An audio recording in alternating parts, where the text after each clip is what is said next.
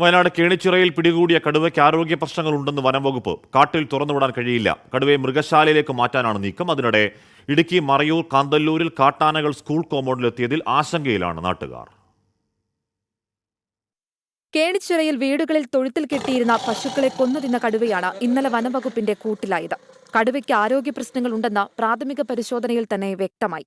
താഴ്നിരയിലെ 2 പല്ലുകളില്ല. കാട്ടിൽ ഇര തേടാൻ കഴിയാത്തതിനാലാകണം നാട്ടിലിറങ്ങി വളർത്തുമൃഗങ്ങളെ പിടികൂടിയത്. കടുവയെ മൃഗശാലയിലേക്ക് മാറ്റാനാണ് നീക്കം. മറ്റു ജില്ലകളിലും വന്യമൃഗശല്യം രൂക്ഷമായി തുടരുകയാണ്.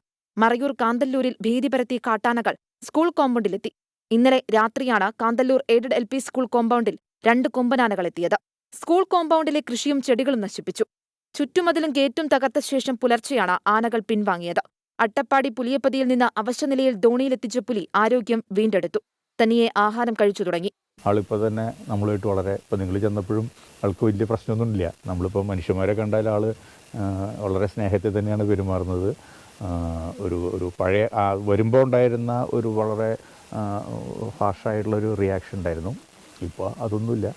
കടുവയുടെ ആക്രമണത്തിലാണ് പുലിക്ക് പരുക്കേറ്റത്. വിവിധ ബ്യൂറോകൾക്കൊപ്പം 24 വയനാട്.